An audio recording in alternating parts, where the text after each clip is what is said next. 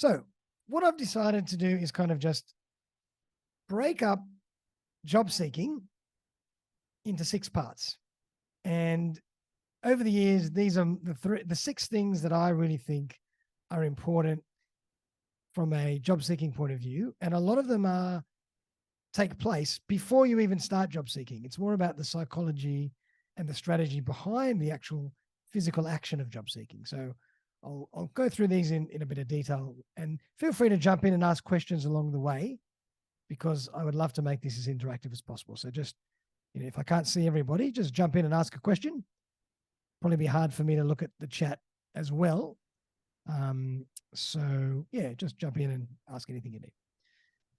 So the first, if I break these down into 6 parts, just to give you an outline, they are marketability and doing the work up front to make yourself as marketable as you can. And this is something that a lot of people forget about. They just jump into the job search, but they don't take a good stock of what they've been doing, what skills they have, how they present those skills, how they articulate their story. So doing a little bit of work up front makes a huge difference when you actually start looking for work, and it can fast track things and put you in front of opportunities that you might never have been put in front of before. So really important. And I'm going to go through these in more detail. Number 2, sales and marketing. Now, a lot of people forget that your job search is your own sales and marketing campaign. You are selling and marketing yourself. And it's so important to keep that in mind while you're conducting your job search, because it can drive every action that you take and every decision that you make along the way, if you think about it as a sales and marketing campaign. Number 3, preparation. And I can't rave about this enough. Prepare, role play, practice, do that in front of the mirror, do that with people, just mentally dissect what's happened and constantly tweak and prepare stories, scripts, how you answer particular questions, anything to do with the job seeking journey, because it's so, so important. Now, interviews. A lot of people still jump into interviews without really knowing how to master them or how to really do a good job. It's an art form in itself. And a lot of people, just jump in without thinking about what can they really do to practice and execute better in an interview. So we're going to go through that as well. Number 5, self-awareness. I think this is really important. It's really important to critique and take stock of everything that happened along the way, whether that's positive or negative, and think about, oh yeah, if this happened and it worked, why did it work? How can I do more of it? If this happened and it didn't work so well in my favor, why was that? What can I do better next time? So it's great to be able to really always be in the moment when you're doing anything, but then take yourself out of the moment for a second and think about what's just happened and dissect it. And this goes for everything in life, not even just job searching. And number 6, process. A relentless process, relentless positive approach. Be optimistic, be enthusiastic, and know that a lot of this is just a journey and it's a process that you have to follow. There's no secret sauce. There's no magic bullet.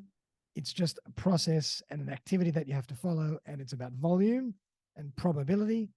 And if you do enough activity that's quality activity, opportunities just arise. Okay. So number 1, marketability. So the more marketable you are, or we are, the more choices we will have.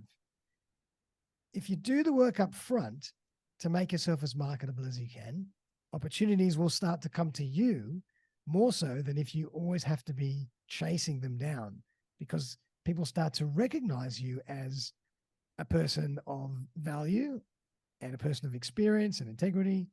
And they say, we really like this person. What can we create even?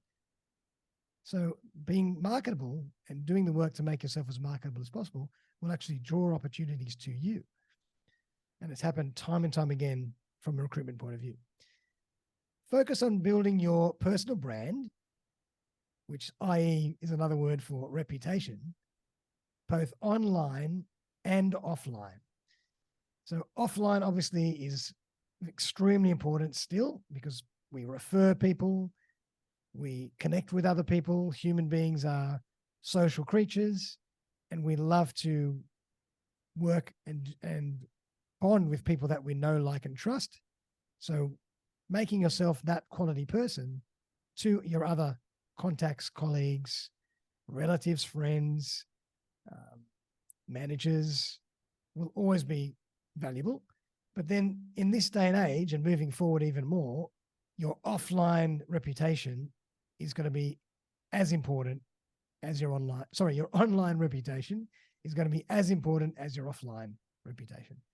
And doing a great job to make sure your LinkedIn profile really showcases you as a marketable person, as a person of value, is really important.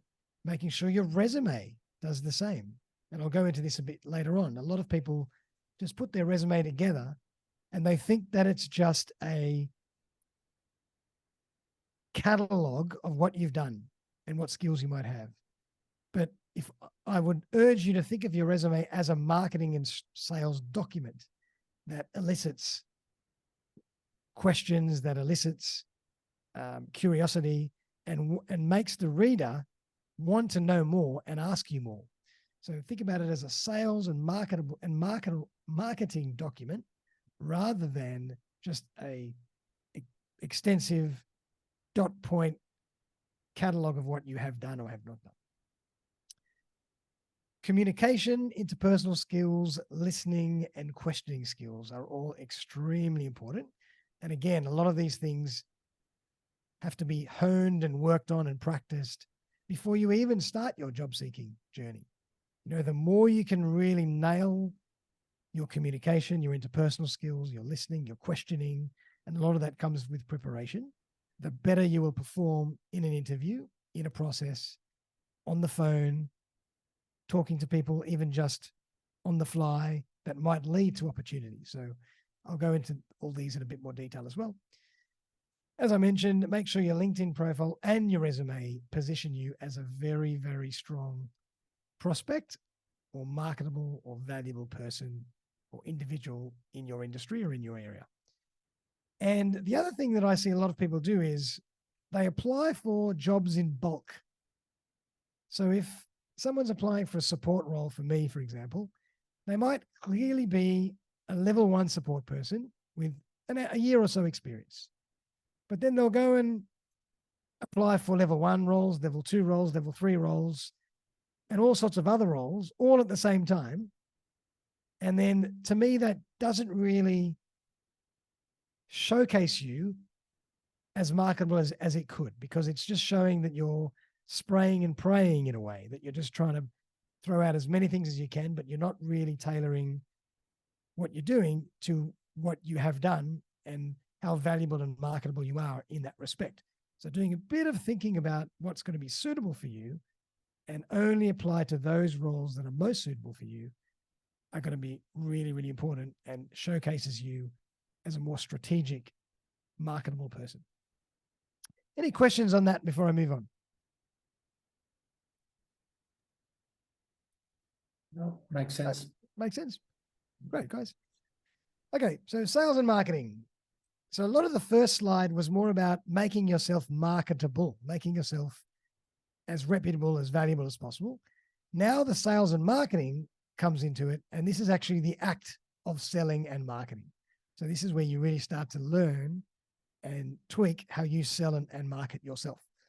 So think about every step of the way as another pillar or another step in your sales and marketing campaign. You're always selling yourself. You're always marketing yourself.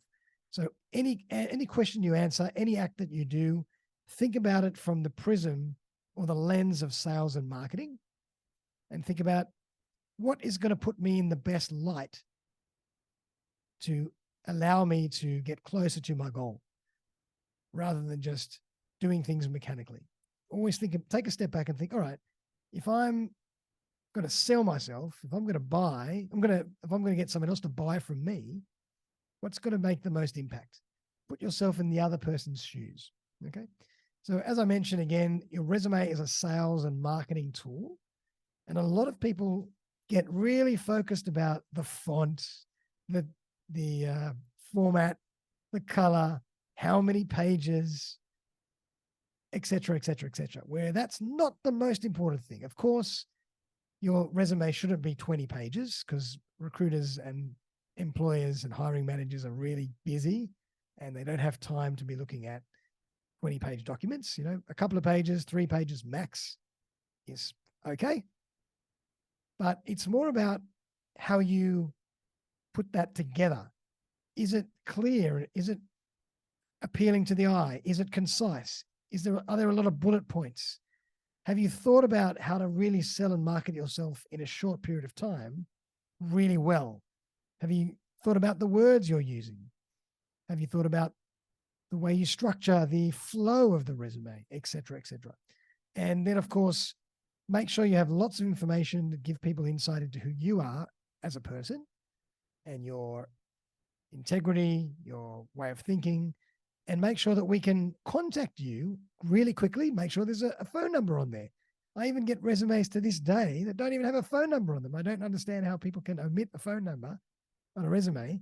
When I'm looking through a resume and I want to contact somebody, I'm searching for a phone number. So again, you're making things much harder. So think of it as a sales and marketing tool, and don't get caught up with every font, word, how many pages, etc. Think about it. Is it doing its job properly? That's the key. Okay. And the same with your LinkedIn profile. Nowadays, your LinkedIn profile and your resume can be very, very similar. With a LinkedIn profile, you can be more engaging these days. You can put emojis. You can make the fonts even more fun. You can use a little bit of AI or ChatGPT to help you. There's all sorts of things you can do now with your LinkedIn profile. You can use video. So your LinkedIn profile is a much more extensive version of who you are. And it's almost like your online resume. A lot of people would describe it that way. So I would urge people to really spend a lot of time putting your LinkedIn profile together because it's a really powerful tool. There's lots of extra ancillary things that you can do to really market yourself, like videos, like maybe a video of you talking to a recruiter, possibly. Maybe you did an interview, a podcast interview. Maybe you've got some great feedback. Who knows? You can somehow weave that into your LinkedIn profile, and that can really be powerful because you want to give the selection person or the selector as much information or insight as possible to think, oh, wow, this person sounds interesting. I want to call them and have a further chat. I want to learn more. So feel free to check out my LinkedIn profile. It's not the best, but I do a lot of work to keep that updated and fresh. And it's a great little example of what you can do. So remember, every interaction is a professional, both professional and personal. You are building your brand. So again, following up on what you promised, creating the right expectations. If you say you're going to do something at a certain time, make sure you do it at that time, or if not earlier. Don't let things slip through the cracks. That's all these little things are actually more important than exactly what you have done, because these are the little things, the little fibers that really give us an insight into who you are as a person, what you're going to be like working for my company or my client's company. What is your integrity like? What is your work ethic like? Et cetera, et cetera. What's your attention to detail? All these things can be shown in just how you conduct yourself, both professionally and personally. And these days, the line between personal and professional can be blurred because you never know where opportunities come from. So it's almost like you have to always be ready, but it's important to be authentic and not put on a show. You're not putting on a mask. It's got to become who you really are. And to do that, you have to practice. You have to work on these things so it becomes a natural expression of your character. And the last one I think is really important, I'll go through this a little bit more, is what I call swimming against the recruitment tide. So a lot of people come to me and they say, well, what's the best way for me to job search? And I know a lot of people on this call are looking to break into new areas, possibly moving into IT for the first time, or breaking into new ground, breaking into new countries, cities, whatever. So this is a really great bit of advice that I give people. And I say to people, don't just send in a resume and wait. Don't make an application. And this is a bit contrary to what a lot of people might tell you. Don't make an application and wait. Don't even make an application and follow up after. My gut feeling and my view is to turn that whole system around.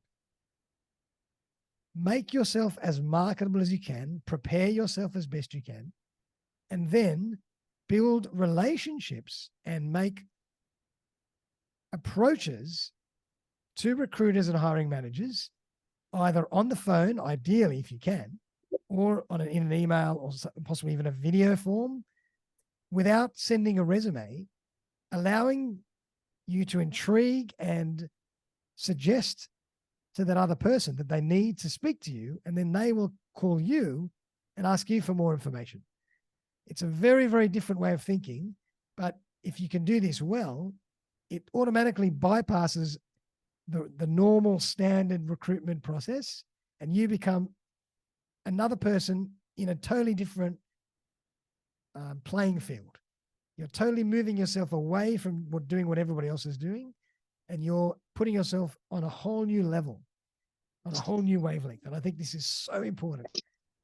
And so what I suggest is using things like Seek and LinkedIn as databases of information, and doing lots of searching and looking around in your particular area that you might want to break into, and then trying to catalog which agencies and which agents or consultants in particular work in those areas that you're trying to break into, and then try and find a way to approach them. If they've got a phone number on their profile or on their website, give them a ring, but prepare first.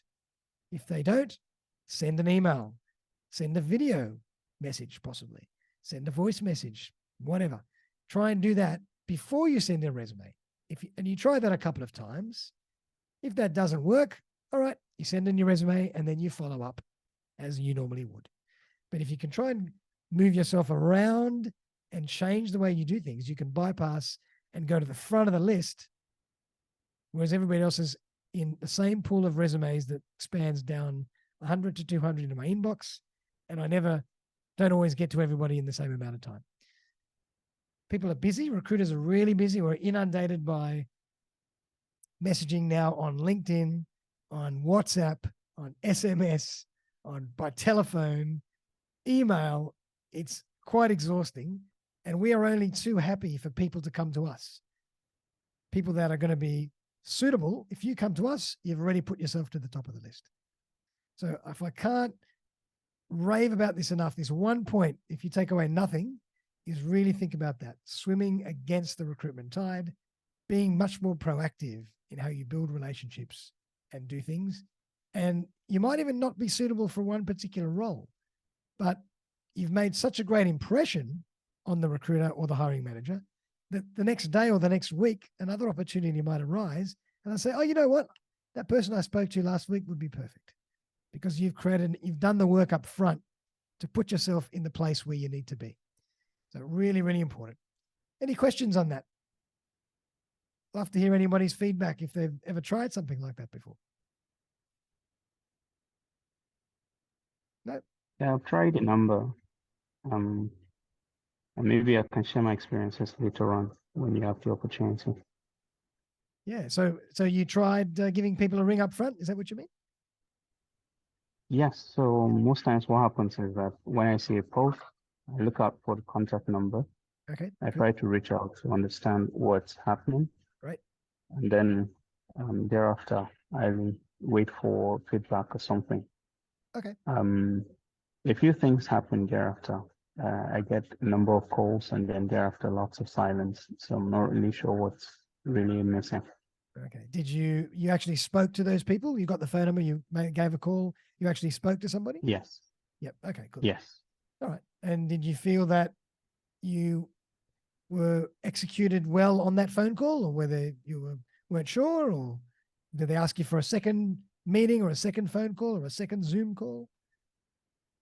Yeah, so that doesn't happen, and that's why I'm actually on this Okay. call today to really find out what's really missing. Okay, great. Well, let's go into that in a bit more detail in the Q&A section as well. But what I would suggest is this process takes work. It's not easy, and you need practice. But first and foremost, you need preparation. So if you go right back to the beginning, the more you prepare what you say and how you articulate your story, when you're asked those questions in a call or an interview, you better execute your message. So a lot of that comes down to preparation. And I really think it's important to really think about preparing that, articulating that, practicing that over and over again, so it just rolls off the tongue seamlessly. And I know that people have even used scripts that they've got in front of them when they answer those questions. And I don't mind that as long as they're really short and sharp. But sometimes someone once used a script with me and they went on for about 5 minutes. And then I realized, my God, this is crazy. This person is just reading off a script for the last 5 minutes. That's just madness. But if you've got a couple of lines or a paragraph, fantastic, no problem at all. Because the more you use that script, it'll become so natural that you'll know it off by heart. And at a certain point in time, you won't have to use the script anymore. Right? So you're basically finding a way to practice and get better at how you execute your message and execute your story. But we're going to get into all that a bit more later on. All right. So it kind of moves into preparation. Again, prepare, role play, practice everything. Then critique. Again, what might have happened? How could you tweak things further? So practice is everything, and I would really recommend role playing. If you can video yourself or record yourself, that's even better. I know it's a bit intrusive sometimes, but it can really give you great insight into how you're coming across. Just press Zoom, start a chat and talk to the screen, and then you really can find out how you can tweak your approach. It's always great to have a little 30-second commercial. In the old days, we used to call it a 30-second commercial, but it doesn't have to be called that. But people ask you, oh, what do you do? Tell me about yourself. If you can have a really clever couple of line response to that, anywhere you are, it's amazing what that can even do. You might even be in an elevator one day. That's why it's called an elevator pitch. And someone might ask you, and you never know who that person is and who that person might know. And you never know the opportunities that might arise just from that answer or that interaction. But you have to be ready for it. So think about always being ready. That's really the answer to this. And the other thing that a lot of people do when they're on a call with me is that they tend to go off on tangents. And I hate using the word ramble, but I'm going to use the word ramble because it just throws the conversation to another whole direction, and it doesn't help your case in any way or form. Like when I make a call and I'm trying to ascertain and draw out some information, I want short, sharp, articulate responses so I can further the process and then decide whether I'm going to continue to bring you in, have a call with you, have a Zoom with you, have an interview with you, etc. And I don't want to be listening to people going off on tangents about what they did and all this kind of stuff if I didn't ask for that. So really important. And I think people tend to really go off in tangents and just go into too much detail when that detail is not necessary at that point. In an interview, yes, people might ask you, explain to me give me a situation when this happened. Tell me a bit about it. And then you have carte blanche to go for 10 minutes. But that's a very different approach to when you're on a quick phone call or a quick introduction. You don't want to go into that detail. So really think about that. And self-awareness is key here. So we'll go explain that in a bit more detail later on. So then we get to the interview.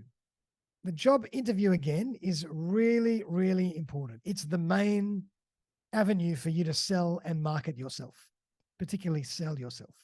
So this is now all the work you've done up till now to market yourself and make yourself as marketable as possible. This is the time to shine. And so that's when you have to really nail the interview as best you can. And that's when it takes a lot of work and, again, a lot of preparation. And one part of this puzzle that I want to mention is that these days, a lot of skills can be taught. They can be trained, but soft skills, not necessarily as much as hard skills.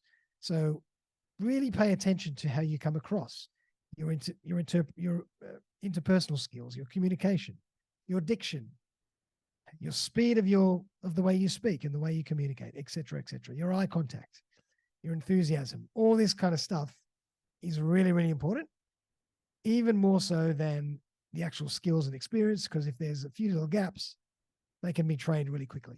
The other stuff, not as much. So it's really important to nail that. And the more you interview, the better you get. It's happened to me. So I've broken this down into 4 parts: prepare, engage, question, and sell. And in that order. Okay. So in an interview, prepare, engage, question, sell. So what do I mean by prepare? When I say prepare, I mean research as much as possible. Have you studied the job ad? Have you studied the company? Have you prepared any questions about the role, about the company? You might not use those questions just yet, but I just want you to make sure you're prepared and you have articulated behavioral question responses as well. You've prepared as much as you possibly can so that when you go into that interview, you are ready, you're comfortable, you're confident, and you can be in the moment, and you can kind of let your subconscious mind deal with all these things that you've prepared beforehand. A lot of people don't do enough preparation, and then when they get into the interview, it's very easy to see. So prepare, number 1. And number 2, just a little bit more about how to engage. If you're not engaging your audience, it becomes a speech, a monologue, and not an interview. Yeah, monologue is what I'm doing right now. But if you're in a conversation, it's a two-way street. It's a to and fro. You have to articulate with confidence, passion, using the volume of your voice, changing the volume of your voice, paying attention to the speed in which you speak. A lot of people, when they're nervous, can speak really fast. But if you kind of just take a breath and slow yourself down, it's much more engaging. It's much more capturing, and it comes across much, much more professionally and prepared than if you don't. Give as much relevant information to the answers, to the questions asked. Don't go off in tangents until you really need to explain something in more detail. Use your eyes, be enthusiastic, be yourself. We don't want people that are putting on a show, because at a certain point, it's going to be apparent. Mirroring body language. If you're in a face-to-face interview, sometimes when someone crosses their arms, you might cross your arm as well. If they're leaning back, you might lean back. If they're leaning forward, you might lean forward. Mirroring body language creates rapport. It puts you on the same wavelength and the same page as the person that you're in a conversation or interview with, and it can really build a lot of trust and rapport. So mirroring body language is a great little tip. You can be a little bit funny here and there, but be careful with that one. It's not something that, we don't want you to throw in too many jokes, but, only when something that's really simple and politically correct and engaging, be free. And smile. That's the other thing. People don't smile enough when they're in an interview. Have fun. The interviews, it's going to be fun as well. And that comes through. So again, energy, preparation, enthusiasm, passion, and confidence are so, so important to allowing you to differentiate yourself from everybody else. Everybody else might have done exactly the same thing in the past. They might have come from the same company, the same role. But if you come in there beaming with enthusiasm, passion, eye contact, diction, knowing how to speak correctly, engaging people, you're going to just go from here to here, and they're going to remember you at the end of the day and forget about everybody else. All these things, the softer skills, are so, so important, and I can't rave about them enough. Then it's time to question. So the first part of the interview is about answering questions. the interviewer will be in control.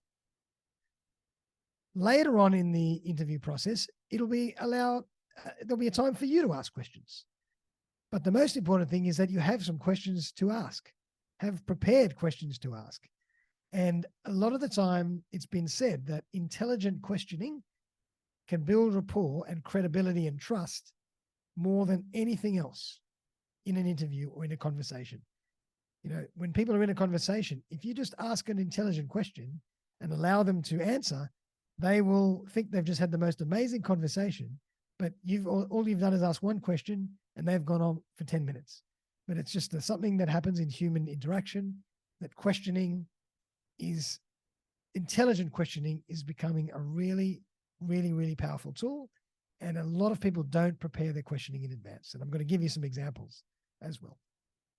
And then after that, obviously, it's time for you to sell because you've answered all their questions. You've asked some intelligent questions, and that has allowed you to gather information.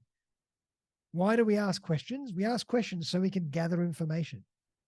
Once we've gathered information, we can then sell accordingly because we know what the other party is looking for.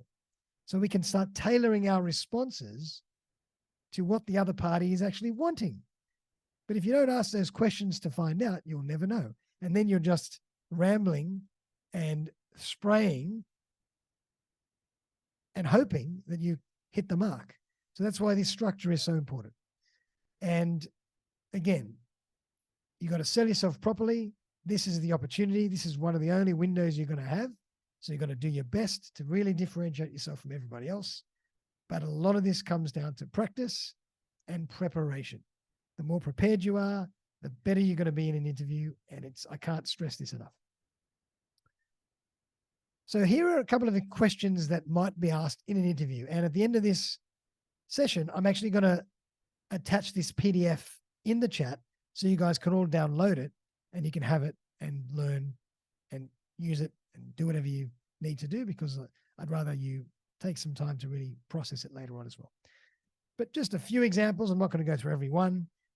You know, interviewers might say, tell me about your career journey. Go through your journey for me.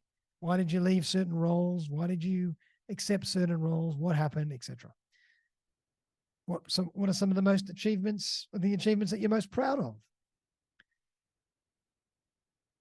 Is there anything about your style that, we should know? How can we best manage you? What are your goals? Etc., etc., etc. So I'll leave these for everybody for later on. A few more. What are your strengths and weaknesses? A very, very common question. What causes you to become stressed? How do you handle it? How do you define success? Give me a few reasons why I should hire you. So all these questions have to have very, very prepared responses, because the better you are at preparing the responses to these questions, when people ask you them, you'll answer them. And when people ask you variations of them, you'll still be able to answer them because you're so prepared and so confident that it just becomes a fun experience. And has anybody ever heard that expression? Confidence comes from competence. Competence comes from practice. So the more confident you are is when you are competent.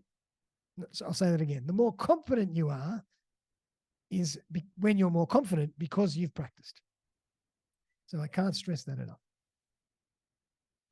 And now there's another type of questioning technique in the recruitment industry that's really, really important, and they're called behavioral questions.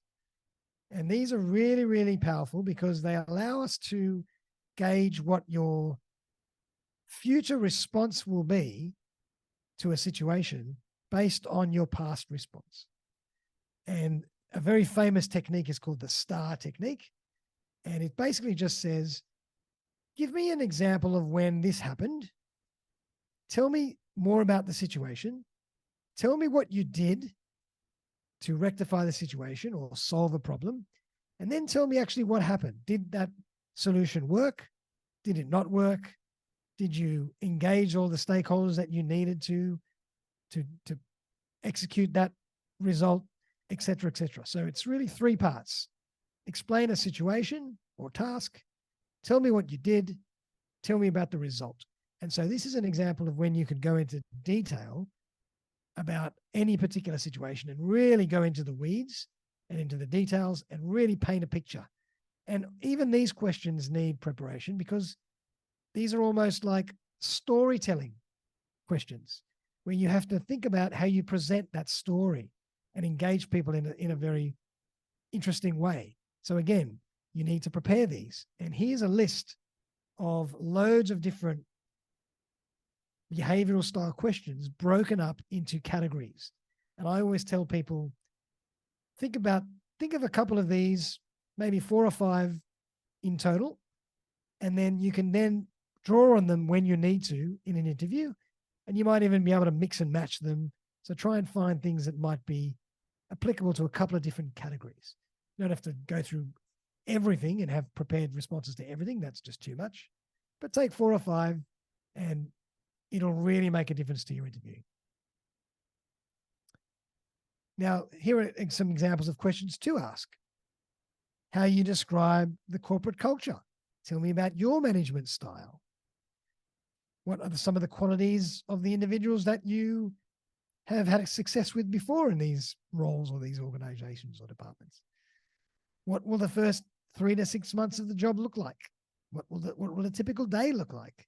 Et cetera, et cetera, et cetera. So I'll leave these for everybody who wants to think about those, but great questions to have in your arsenal when you're in an interview. Again, questioning is extremely powerful to build trust, credibility, and rapport, and allow you to differentiate yourself from everybody else. Now, the 5th pillar of this process that I've put together is what I call self-awareness. And self-awareness kind of is incorporated and entrenched into every part of the process and everything we do. I really want everybody to reflect on and critique everything that happens along the way. You made a phone call. It was good, it was bad. It was positive, it was negative. What happened? Why? What can I do better next time? What should I continue to do? What worked? Really critique everything you did. You wrote an email. You had a response really quickly. You had a great email exchange. What was it about that exchange that made things interesting? What made that so successful? Or you didn't hear back from anybody for a couple of weeks or a couple of days. Maybe you said something in that interview. Maybe the style of that interview, of that email, maybe the structure wasn't quite engaging enough or it was too detailed, et cetera, et cetera. Think about everything that happens along the way. When you get out of an interview, process it, replay it in your mind. What was good? What was bad? What can you improve on? And another great thing to do that people don't do a lot is ask for feedback at the end of an interview.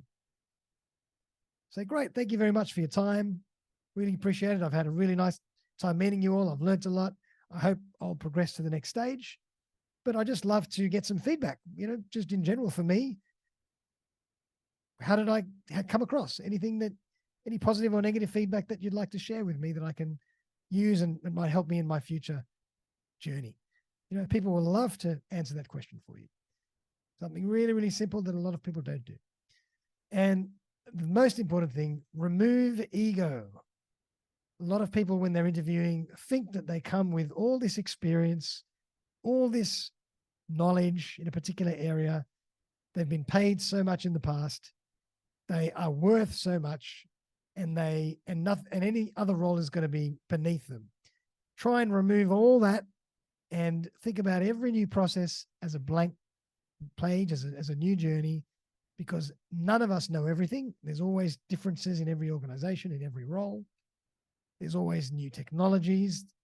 There's always new things to learn, new methods, new methodologies, and becoming very humble and modest and removing your ego can really make a difference in your process. Excuse me. Excuse me. And in the last part, try to really enjoy your process. The process alone can be fun and it can be enjoyable. You might not have success the first time, but the second and third time you'll be better and you'll keep progressing. There's a great saying that says,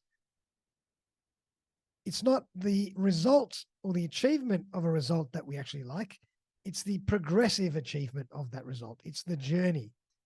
You know, we always get excited before we go on a holiday, before we're about to go to a party, before we're going to go and meet some friends for dinner. On the way there might even be more exciting than while you're there or when it's finished. So when you achieve a goal, you think, all right, now what? I've got to look for something else to do. I need another goal. I need another thrill. I need something else to chase.